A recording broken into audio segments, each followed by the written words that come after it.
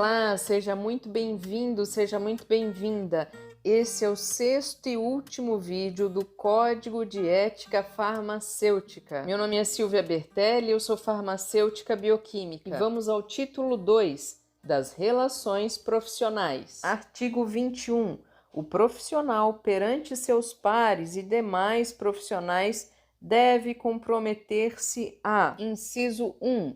Tratar com urbanidade a sua equipe de trabalho, observando os preceitos éticos. Inciso 2. Adotar critério justo em suas atividades e nos pronunciamentos sobre serviços e funções confiados anteriormente a outro profissional. Ou seja, você não deve pegar um trabalho que lhe foi passado por outro profissional e agir de má fé, falando mal desse trabalho de uma maneira injusta. Inciso 3. Prestar colaboração aos colegas que dela necessitem, assegurando-lhes consideração, apoio e solidariedade que reflitam a harmonia e o prestígio da categoria. Quando se compartilha conhecimento, também adquire-se muito mais conhecimento e é óbvio que a contribuição para a população é ainda maior. Inciso 4. Prestigiar iniciativas de interesse da categoria. A valorização do profissional farmacêutico também depende do interesse pelas iniciativas da categoria, pelo que está ocorrendo no momento, as novidades, o que há por vir, para que o farmacêutico tenha uma posição. Inciso 5. Empenhar-se em elevar e firmar seu próprio conceito, procurando manter a confiança dos membros da equipe de trabalho e dos destinatários do seu serviço. Inciso 6. Manter relacionamento harmonioso com outros profissionais, limitando-se às suas atribuições, no sentido de garantir unidade de ação na realização das atividades a que se propõe em benefício individual e coletivo. Inciso 7. Denunciar ao Conselho Regional atos que contrariem os postulados éticos e legais da profissão. Inciso 8. Respeitar as opiniões de farmacêuticos e outros profissionais, mantendo as discussões no plano técnico-científico. Inciso 9. Tratar com respeito e urbanidade os farmacêuticos fiscais, permitindo que promovam todos os atos necessários à verificação do exercício profissional. E vamos agora ao título 3, das relações com os conselhos federal e regionais de farmácia. Artigo 22. Na relação com os conselhos, obriga-se o inscrito a: inciso 1. Cumprir as normas, resoluções e deliberações e as determinações, acórdãos e decisões dos conselhos federal e regionais de farmácia. Inciso 2. Prestar com fidelidade e veracidade as informações que lhe forem solicitadas, bem como as prestadas voluntariamente a respeito do seu exercício profissional. Inciso 3. Comunicar ao CRF em que estiver inscrito toda e qualquer conduta ilegal ou antiética que observar na prática profissional. Inciso 4. Atender à convocação, intimação, notificação ou requisição administrativa no prazo determinado, feitas pelos conselhos federal e regionais de farmácia, a não ser por motivo de força maior, comprovadamente justificado. Inciso 5. Tratar com respeito e urbanidade os empregados, conselheiros, diretores e demais representantes dos conselhos federal e regionais de farmácia. Artigo 23. O profissional, no exercício de sua função, é obrigado a informar por escrito e manter atualizado perante o respectivo Conselho Regional de Farmácia todos os seus vínculos, com dados completos da empresa, razão social, nome dos sócios, CNPJ, endereço, horários de funcionamento, horário de assistência, endereço residencial e eletrônico, telefone, bem como qualquer outra atividade farmacêutica ou não. Essas informações vão ser cruzadas para ver se um horário de trabalho está impedindo o outro. Vamos agora ao título 4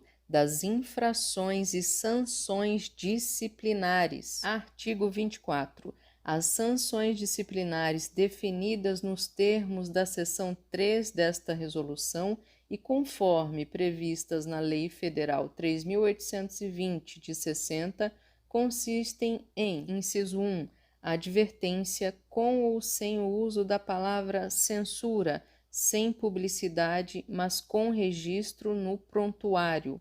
Inciso 2, multa no valor de 1 salário mínimo a 3 salários mínimos regionais, que será elevada ao dobro em caso de reincidência. Inciso 3, suspensão de 3 meses a 1 ano. Lembrando que na suspensão o profissional fica proibido de exercer a profissão. Inciso 4, eliminação.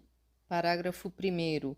A deliberação do Conselho precederá sempre de audiência prévia do acusado, sendo-lhe designado defensor dativo se o profissional não for encontrado nos endereços por ele fornecidos e registrados em seu cadastro, ou se deixar o processo à revelia. Será nomeado um advogado de defesa caso o profissional não seja encontrado ou não se defenda diante do processo. Parágrafo 2º.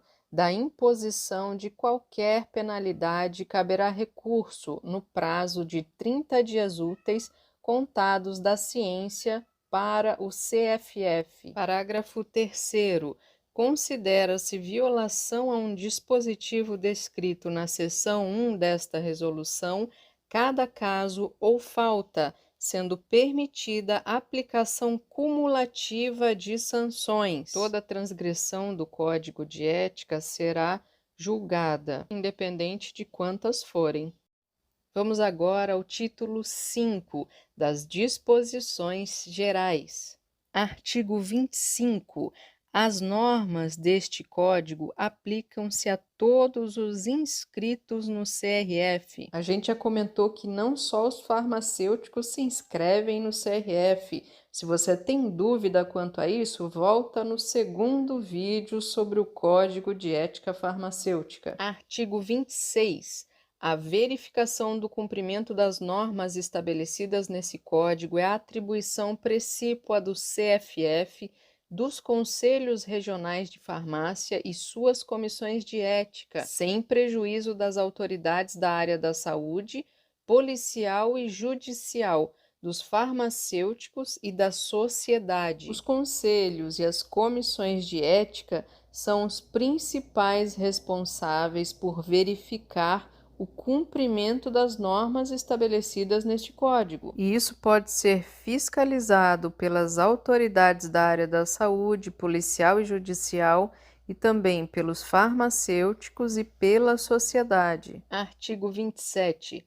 A apuração das infrações éticas compete ao CRF em que o profissional estiver inscrito, ao tempo do fato punível em que incorreu. Quem vai apurar a infração ética do profissional é o Conselho Regional que ele esteve inscrito no momento em que cometeu a infração. Artigo 28. O profissional portador de doença que o incapacite ao exercício da profissão farmacêutica, atestada em instância administrativa, judicial ou médica e certificada pelo CRF, terá o seu registro e as suas atividades profissionais suspensas de ofício, enquanto perdurar sua incapacidade. Artigo 29. O profissional condenado por sentença criminal transitada em julgado ficará ex officio suspenso da atividade, enquanto durar a execução da pena privativa de liberdade em regime fechado, transitada em julgado. Aqui significa que o profissional foi condenado definitivamente.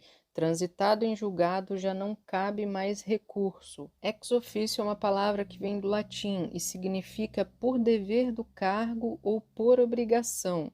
Parágrafo único. O profissional preso, provisória ou preventivamente, também ficará ex officio, suspenso de exercer as suas atividades, enquanto durar a pena privativa de liberdade em regime fechado. Aqui, da mesma forma, para o profissional preso, ele ficará suspenso de exercer sua atividade. Artigo 30.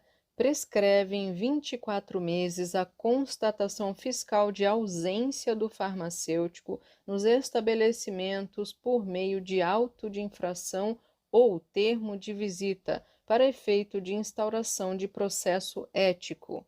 Artigo 31. O CFF, ouvido cada CRF e a categoria farmacêutica mediante consulta pública, promoverá, quando necessário, a revisão e a atualização deste código. Artigo 32.